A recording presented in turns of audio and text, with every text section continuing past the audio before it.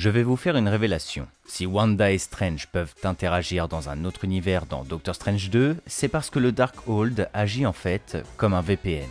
Malheureusement, je ne peux pas vous offrir le Darkhold pour des raisons évidentes. Néanmoins, j'ai quelque chose qui pourrait vous intéresser. Vous l'aurez compris, cette vidéo est sponsorisée par NordVPN. Grâce à NordVPN, en un seul clic, et ce depuis n'importe où, vous pouvez changer votre localisation pour accéder au contenu de n'importe quel endroit. Vous voulez revoir Black Panther Wakanda Forever? C'est possible. Vous êtes intéressé par le catalogue d'un autre pays? Pas de problème. Accédez à tout le contenu que vous souhaitez partout dans le monde en restant chez vous. Sans oublier que NordVPN est d'ailleurs un outil très sécurisé qui vous protège contre les criminels et la surveillance sur le web. A noter également que grâce à ces 5200 serveurs répartis dans plus de 60 pays, NordVPN est très rapide d'exécution. Et en plus, accessible via 6 appareils différents. Donc, de quoi en faire profiter l'entourage? Alors, si vous voulez maîtriser votre activité et accéder au réseau internet mondial sans utiliser le Darkhold ou les rêves passerelles et enclencher du coup une incursion, profitez de l'offre NordVPN s'étalant sur 2 ans, dont 1 mois gratuit et une grande réduction. Tout ça satisfait ou remboursé sur 30 jours. Le lien est disponible dans la description. Merci à NordVPN, que la vidéo commence. À la fin de la vidéo centrée sur Doctor Strange 3 et les dimensions, je vous avais parlé que je voulais développer une théorie autour de Wanda concernant The Kang Dynasty et Secret Wars. À la toute base, je pensais l'intégrer à la vidéo que j'aimerais vous faire pour les 100 000 abonnés, car je pense, et vous serez d'accord avec moi, Wanda sera très importante pour la saga du multivers. Mais voilà, il y a beaucoup de choses à dire, donc je me dis qu'une vidéo dédiée à Wanda ne ferait pas de mal et permettrait pourquoi pas d'éclaircir la situation. Néanmoins, j'aimerais vous avertir, à l'heure actuelle, au moment où on se parle, nous n'avons aucune information concernant la Scarlet Witch dans le MCU. On se doute très fortement qu'elle sera dans les prochains films Avengers au minimum, ainsi que très certainement la série d'Agatha Harkness. Mais ça s'arrête là. Dans cette vidéo, je vais donc vous partager purement et simplement ma vision et mes idées. Admettons que je travaille chez Marvel Studios, je vais vous proposer ce que moi je ferais pour le développement du personnage de Wanda dans l'avenir du MCU. Donc sur ce, si vous êtes prêts, ne tardons pas plus longtemps, on y va. And I did what I had to do. You break the rules and become a hero. I do it and I become the enemy. That doesn't seem fair. Bon, Wanda Maximoff est très populaire. Nous avons beaucoup parlé d'elle sur la chaîne, on connaît très bien son histoire depuis Avengers l'ère d'Ultron. Néanmoins, cette fois-ci, pour que nous puissions aller plus loin, il faut que nous parlions de l'essence même du personnage de Wanda, ce qui la caractérise vraiment dans les comics. Et vous allez voir que cela a clairement son importance. Wanda est une héroïne singulière dans l'univers Marvel, et à juste titre. Elle est ce qu'on appelle un Nexus Being, et plus particulièrement le Nexus Being de l'univers 616, soit l'univers principal que nous suivons dans les comics. Alors les Nexus Being, pour celles et ceux qui ne le savent pas, ce sont des êtres Nexus. Les Nexus, ça par contre, vous savez ce que c'est de par la série Loki. C'est le moment où un élément du temps a été modifié et qui va avoir pour conséquence de créer une autre ligne temporelle différente, car quelque chose qui n'aurait pas dû être touché l'a été. Eh bien les êtres Nexus reprennent exactement ce procédé. Ce sont des personnes qui sont tellement importantes, tellement puissantes et ou ancrées dans l'histoire qu'ils peuvent à eux seuls influencer le futur de l'univers et sa direction. Ce sont des gens qui en gros affectent les probabilités, car à la base, le futur reste quelque chose d'incertain. Donc si un être Nexus intervient, eh bien ces actions ont de très grandes chances de modifier l'avenir et par conséquent de créer de nouvelles lignes temporelles. De plus, dans les règles du multivers apportées par les comics, il existerait apparemment un être Nexus par réalité. Kang le Conquérant par exemple, qui est issu de la réalité 6311, c'est l'être Nexus de ce monde. Wanda du coup, c'est l'être Nexus de la réalité 616. Mais en soi, n'importe qui peut l'être. Fun fact, il y a une réalité, la 9008, où Napoléon Bonaparte est l'être Nexus. Et pourquoi cela? Eh bien tout simplement car là-bas, il a conquis la Russie. Bref, je pense que vous avez compris ce qu'était un Nexus Being. Mais pourquoi on parle de ça du coup? Eh bien tout d'abord pour souligner le caractère unique de Wanda. La sorcière rouge possède un pouvoir inégalé. Elle est l'héroïne la plus puissante. La magie du chaos est une sorcellerie que seule Wanda a en sa possession.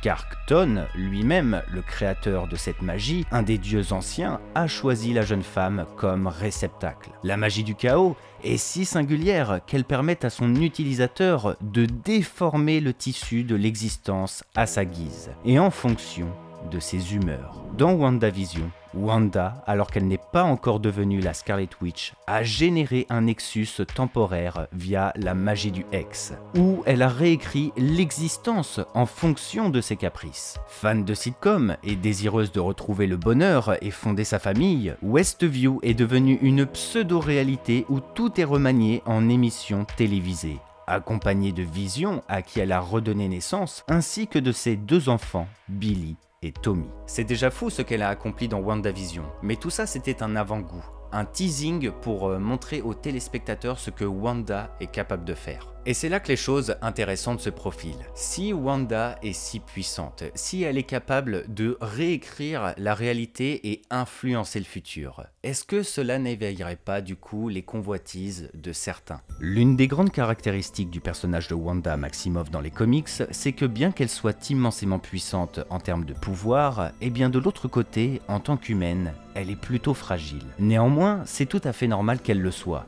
Alors que Wanda pourrait écraser n'importe qui en duel, elle se fait toujours malmener dans sa vie. Il n'y a pas un seul autre personnage qui souffre autant que Wanda. Durant toute son existence, elle va enchaîner les malheurs. Son cœur sera meurtri à de multiples reprises. Et ses désirs, même les plus simples, se termineront à chaque fois sur un lourd tourment.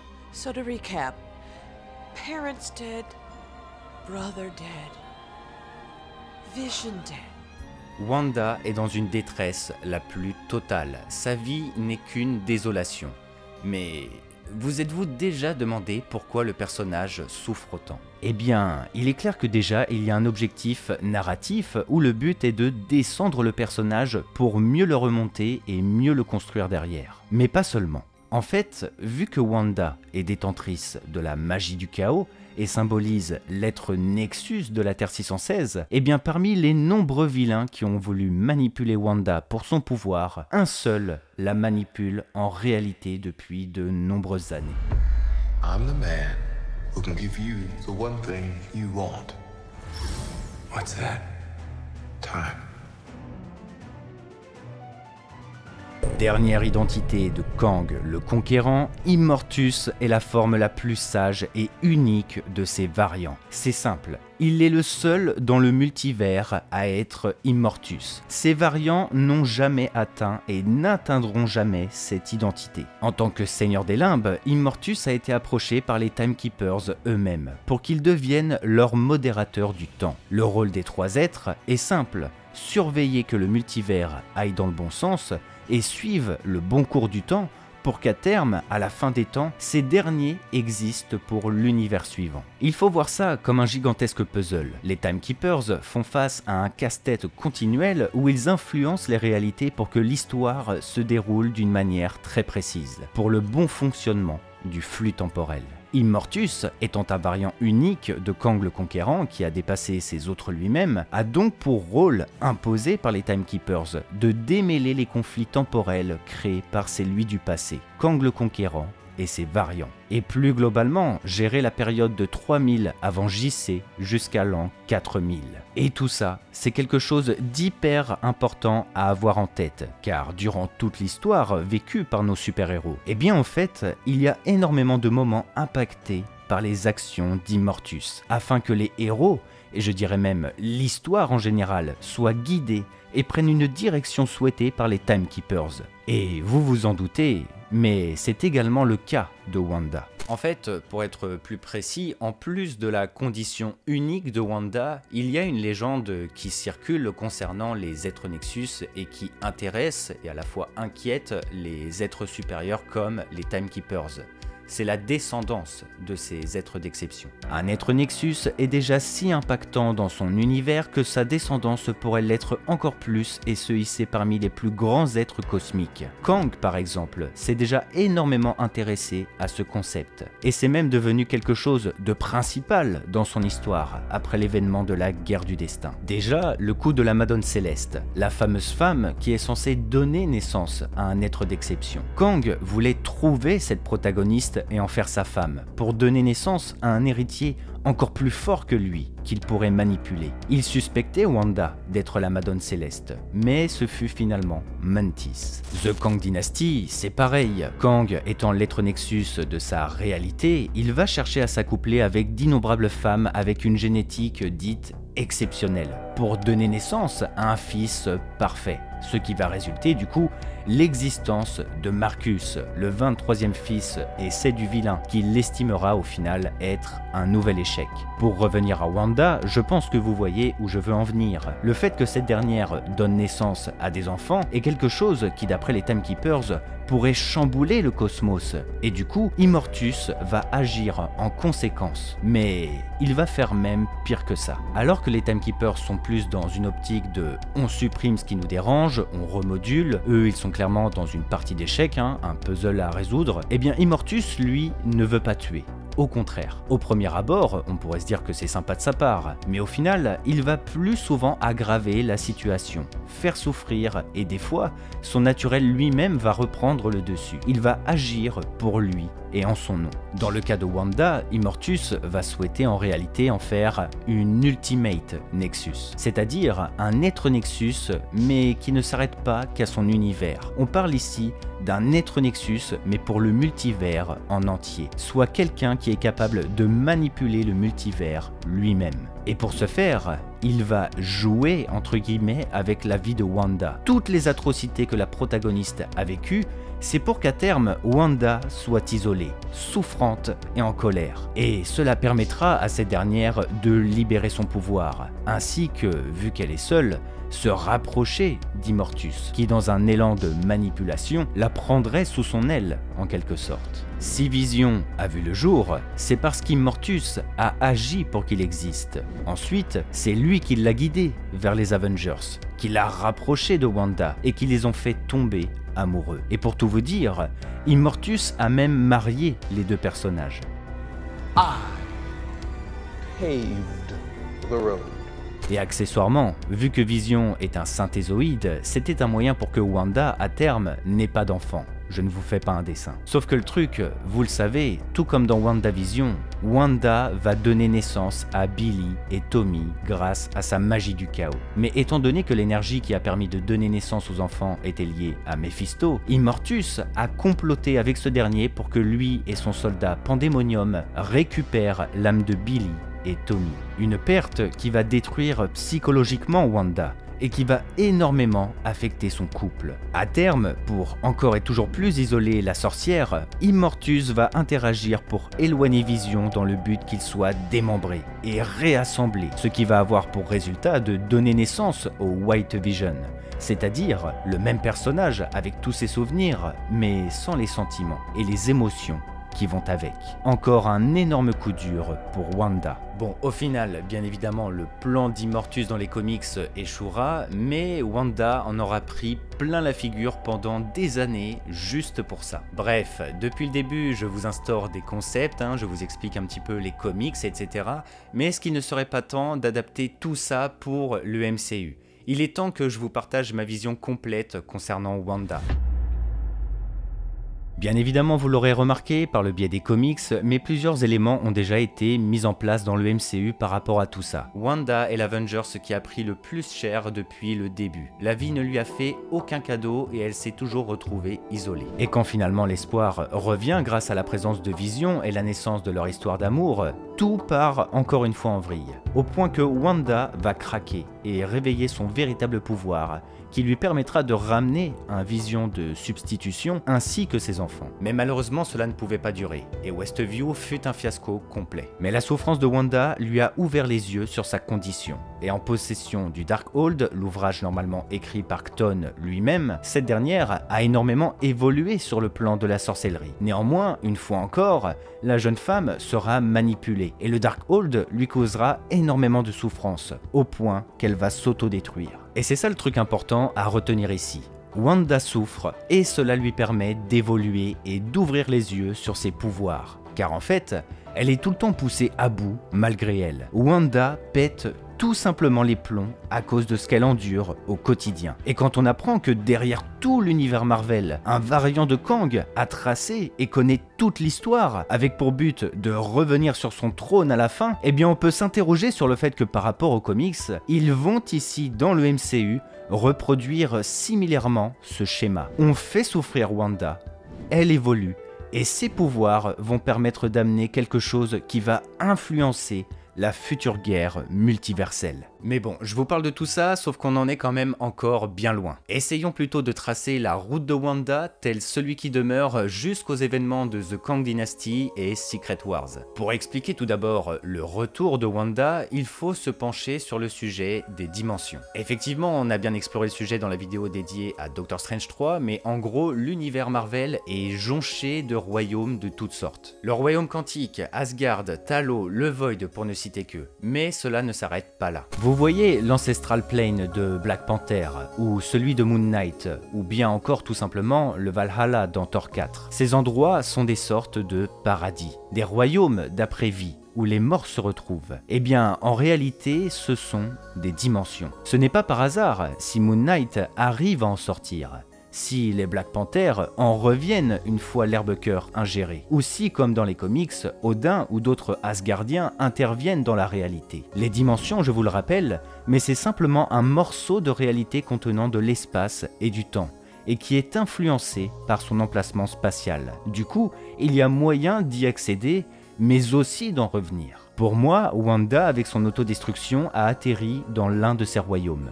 Mais pas n'importe lequel. Lors de son combat avec America Chavez, la Scarlet Witch s'est retrouvée un court moment en difficulté. America, étant capable d'ouvrir des portails vers d'autres mondes, que ce soit des univers alternatifs ou des royaumes, nous a amenés dans un endroit très intéressant. Un véritable monde de flammes jonché de rochers magmatiques et de lave en fusion. Inutile de vous faire un dessin, je soupçonne très fortement que nous soyons face au royaume des enfers. Alors, c'est à ce moment-là où vous allez me dire « Ok, pourquoi pas, mais ça me semble pas mal tiré par les cheveux ». Vous vous doutez bien que si j'en parle, c'est pour une raison très particulière. Les enfers, mais attention, pas les véritables, sont régnés par le célèbre antagoniste Mephisto. Et sincèrement, pour moi, il n'y a pas meilleure manière pour introduire le personnage que d'utiliser Wanda. À l'heure actuelle, dans le MCU, Wanda a tout simplement pris conscience de son pouvoir et a pété les plombs à cause du Darkhold. Mais cela s'arrête là. Elle n'a pas encore fait la découverte du retour de Vision en White Vision, ce qui va lui mettre un sacré coup. Mais surtout, elle n'a pas encore véritablement résolu le cas de ses enfants. De la même manière que cela a été fait dans les comics, Wanda a donné naissance à Tommy et Billy grâce à sa magie. Sauf que ces derniers ne sont pas réels, et Strange a bien su lui rappeler. Your children aren't real. You created them using magic. That's what every mother does. Tommy et Billy ne peuvent pas vivre dans la réalité 616.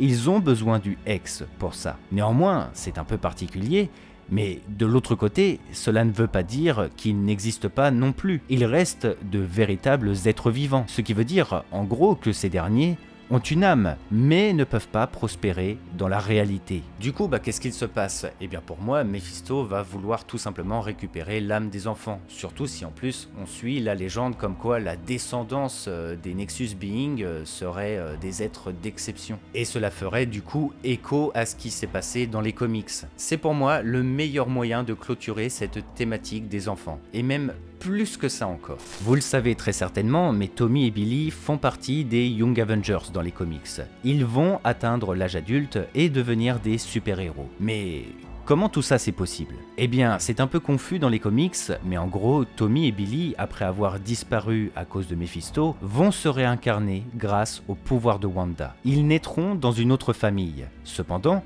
ils garderont un lien très proche avec leur mère spirituelle, qu'ils rechercheront pendant de nombreuses années pour avoir la confirmation. Et Wanda, qui n'était pas au courant, les reconnaîtra finalement. Pour le MCU, je me dis qu'il y a moyen de réunir tous ces éléments et les adapter pour tracer l'avenir. Wanda, avec son autodestruction, finirait dans les enfers de Mephisto, qui tenterait de récupérer l'âme de la sorcière la plus puissante du monde. Là-bas, elle se rendrait compte que finalement, même si ses enfants n'existent pas, leurs âmes sont quant à elles bien réelles, et du coup, il y a moyen de les libérer pour permettre, peut-être pas une réincarnation comme dans les comics, mais un véritable retour des enfants, qui pourraient cette fois-ci enfin vivre dans l'univers 616 pleinement. Néanmoins, par rapport à tout ça, il y a un personnage clé dont nous n'avons pas encore parlé. C'est Agatha Harkness. Agatha, bien que secondaire, aura son rôle à jouer. Ce n'est pas par hasard si cette dernière aura sa propre série sur Disney+. La particularité dont nous avons fait face dans le MCU, c'est qu'Agatha était une antagoniste, chose qui n'est pas du tout le cas dans les comics. Pour être tout à fait honnête, la sorcière sera même la mentor de Wanda, et elle va l'épauler à de multiples reprises. C'est son allié la plus fidèle. Par exemple, pour le cas de Mephisto, Agatha sera celle qui va soulager la perte de Wanda en lui jetant un sortilège affectant sa mémoire. Pour le cas d'Immortus, c'est Agatha qui va finalement faire révéler le plan du Maître du Temps aux Avengers et qui va permettre à Wanda d'échapper au destin que lui avait prévu l'antagoniste. Et le truc, c'est que savoir qu'Agatha aura sa propre série pose question. Parce qu'en réalité, je ne vais pas vous mentir, la sorcière sert avant tout de camarade et de pilier pour Wanda, et accessoirement agrémenter le lore autour des sorcières de Salem, ainsi que leur héritage. Mais c'est tout. Agatha n'a pas d'autre utilité scénaristique. Du coup, pour le MCU, je me dis que la série est un piège. Marvel ne peut nous proposer un programme orienté à 100% sur le passé et le lore des sorcières. Il faut que l'histoire et l'univers avancent également. Pour moi, Agatha Coven of Chaos, ce sera une série qui va effectivement agrémenter le lore des sorcières, qui est actuellement absent dans le MCU, mais qui va permettre également le retour de Wanda. These are runes, Wanda. In a given space, only the witch that casts the runes can use her magic. Subtilement, le MCU nous a teasé que malgré leur confrontation, Agatha est quelqu'un qui a guidé Wanda tout le long de la série et qui lui a enseigné au final la bonne manière pour qu'elle batte une autre sorcière. Nous allons faire face à une sorte de rédemption. Agatha ne peut laisser Wanda vagabonder librement, sachant qu'elle n'a aucune formation de sorcière, qu'elle est en possession de la magie du chaos, synonyme de prophétie apocalyptique. Et qu'en plus, elle lui a volé le Darkhold. Wanda ayant désormais parfaitement épousé sa forme de Scarlet Witch, Agatha ne peut plus rien faire contre elle. Elle n'est plus en capacité de lui voler ses pouvoirs. Donc, si Marvel a décidé de ramener la protagoniste pour développer sa propre série, c'est pour qu'à terme, elle se rapproche de ce qu'elle est dans les comics. Une mentor pour Wanda, celle qui va lui enseigner et l'aider à maîtriser ses pouvoirs, au point même de former un duo. Tout ceci permettra à notre héroïne de se reconstruire, prendre conscience de ses pouvoirs et de son importance dans le multivers. Et à terme, nous pourrons faire face à The Kang Dynasty et Secret Wars, où Wanda devrait normalement atteindre son pic de grandeur.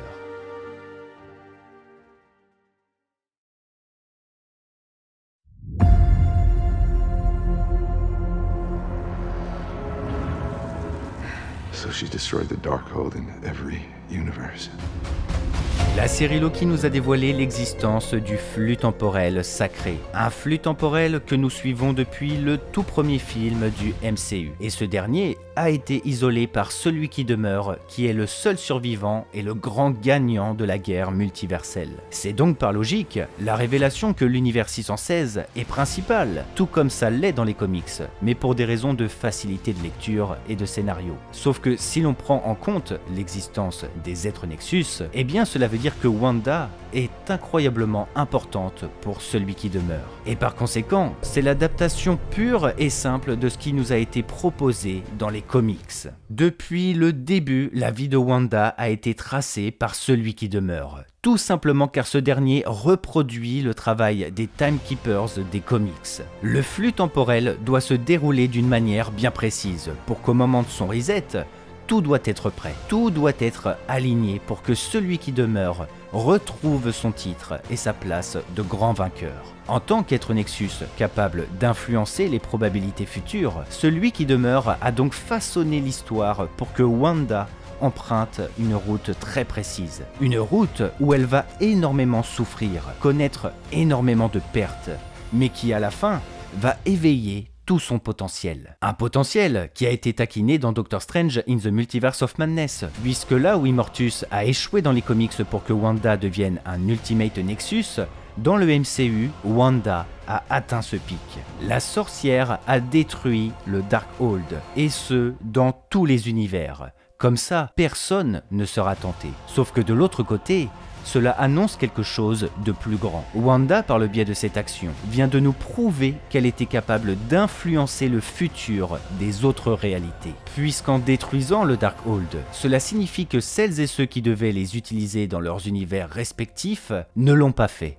Et ne le pourront jamais. Wanda vient d'influencer les probabilités des autres univers en supprimant la possibilité que le Darkhold influence l'histoire de certains personnages. Exemple simple, notre Wanda dans l'univers 616 a pu devenir immensément puissante car elle a étudié le Darkhold pendant un long moment. Mais du coup, en le détruisant, la majorité des Wanda des autres univers ne pourront pas avoir accès à ce dernier, les empêchant donc de pleinement épouser leur forme de Scarlet Witch. Elles resteront donc à jamais des sorcières rouges bas de gamme, ce qui d'ailleurs propulse de l'autre côté notre Wanda comme entité majeure du multivers, puisque elle sera complètement supérieure à ses autres elle-même. Et du coup, qui va bénéficier de tout ça pendant la guerre multiverselle, traduit dans le MCU en tant que film Avengers Secret Wars? Eh bien, c'est le Nathaniel Richards destiné à devenir celui qui demeure. Face aux incursions, face aux autres Kang et face aux autres Wanda, notre Scarlet Witch aura la capacité de les annihiler et les surpasser pour permettre à la Terre 616 de se propulser en tant que flux temporel principal. Et par ailleurs, la condition de Nexus ultime du multivers que symbolise Wanda est également traduite par le biais de ses actions dans Doctor Strange 2. Malgré ses rêves passerelles, malgré l'assassinat des Illuminati, Wanda n'aura finalement causé aucune incursion. Tout comme America Chavez, capable de voyager dans le multivers sans provoquer le moindre souci. C'est à chaque fois Doctor Strange qui sera responsable des problèmes, car lui, par contre, n'est pas un être Nexus. Par conséquent, c'est aussi la révélation que Wanda aurait la capacité d'annihiler des univers de l'intérieur sans laisser de traces, et ce, bien avant l'avènement des incursions. Une aubaine pour celui qui demeure, qui a tout programmé et tout orienté. Néanmoins, il est clair que la Scarlet Witch finira à terme par trouver sa rédemption. Elle, qui est devenue une antagoniste dans Doctor Strange 2, retrouvera la raison quand le plan du Maître du Temps sera enfin mis à jour, lui prouvant qu'elle est désormais maîtresse de son destin et qu'elle est enfin libre de trouver la sérénité et le bonheur. J'espère de tout cœur que la vidéo vous aura plu. N'hésitez pas à me le faire savoir avec un beau pouce bleu, un commentaire et en vous abonnant à la chaîne, bien évidemment. N'empêche, je m'en rends compte, mais depuis le début, je n'arrête pas de dire que Wanda est unique. C'est bizarre un peu, non? Est-ce que ça serait pas annonciateur de quelque chose? Bon écoutez, je préfère m'arrêter là, on se retrouve très vite dans une prochaine vidéo. C'était Argorok, que le Lionheart soit avec vous. Allez, ciao tout le monde.